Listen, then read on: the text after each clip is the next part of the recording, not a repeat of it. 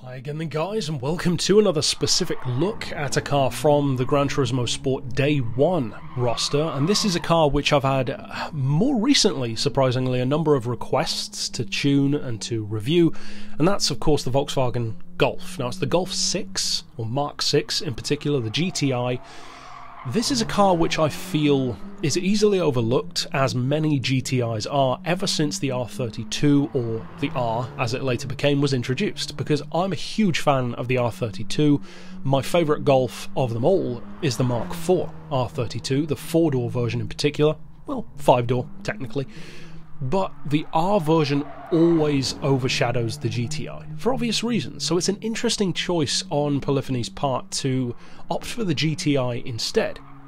But given that the GTI has been a pretty well-known car in the franchise, I think it was even Fifth Gear that put, I think it was a white Golf 5 GTI in real life up against the Golf in the game, to see how realistic Gran Turismo 4 was, if I recall correctly. So it's kind of one of those cars that's been in the franchise for a long time, at least as far back as GT2, and of course the R32 was not around back then. In fact, if I recall correctly, I think the R32 was first introduced in GT4. Now, as far as now, we don't have a Golf R32. I wouldn't be surprised if they brought that one back, actually, the Mark IV. I certainly hope that they do. It'd be nice to have as a premium. But for now, we have just the GTI alone. And although even someone like me would prefer the R32, or potentially even the Golf R, it is an interesting choice to go for the GTI because it forces us to pay more attention to it. Because if you have the option between a lesser and a greater, most of us will choose the greater, for obvious reasons. If you only give someone the lesser, they'll try it. And that I actually kind of agree with, because it does mean that we can have the opportunity to appreciate a car which we otherwise wouldn't have, were the R or the R32 of the older generation featured. Now, as far as the tuning potential on this one, it is of course front-wheel drive, as most, if not all, GTIs are, and that gives it a completely different handling signature to any of the R32s or the Rs, which are of course all-wheel drive, these initially naturally aspirated 3.2 litres, later on in the R form, turbocharged 2 litres.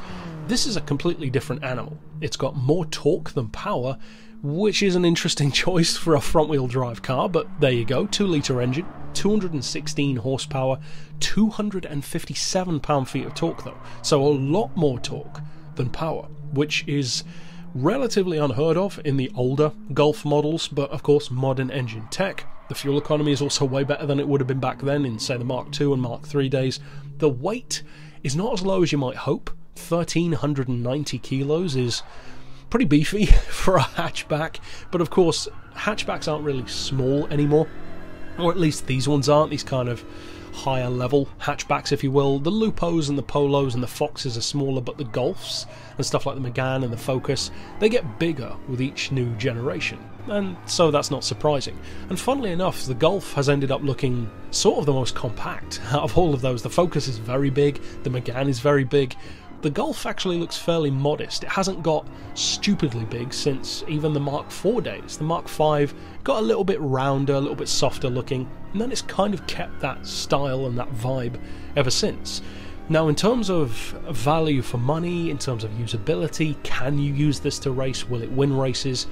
Well, of course, off the bat, you're looking at N200, which is pretty good. You wouldn't want it to be too high, and of course, it would have to be much more powerful for that to happen. But at the same time, it needs to be able to compete at a level where vehicles can, especially now that more and more vehicles get added, be detuned to that level. For instance, as a comparison, you could have the classic Alpine going up against this car in N200, or you could have an NSX Type R going up against it. So when you put it into those terms, well, you might struggle.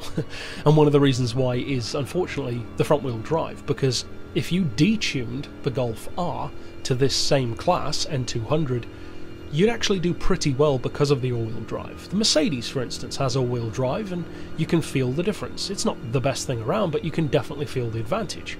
With the Golf, as soon as you start upgrading the power, and the torque in particular, which goes hand in hand, of course, as far as upgrades go, you can immediately feel the understeer and the torque steer and the kind of appetite that the car has to eat its own tyres. And that's unfortunate, especially if you have tyre wear on. You're going to notice that very, very quickly. You're going to burn through those tyres.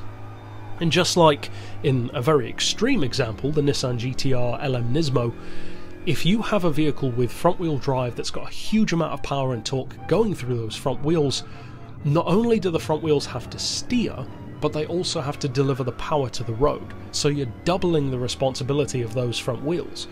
That puts a lot of stress and a lot of strain on them and a lot of wear on the tyres, and you can feel it. Now, some cars do an excellent job of overcoming that. Stuff like, I would say, the Clio does a good job, the Megane R26 of the slightly older Megane shape, the Honda Integra, of course, is a prime example, and even some versions of the Ford Focus like the ST. You could argue the RS, the 2009 shape with 300 horsepower, it puts that power down surprisingly well for a front-wheel drive car.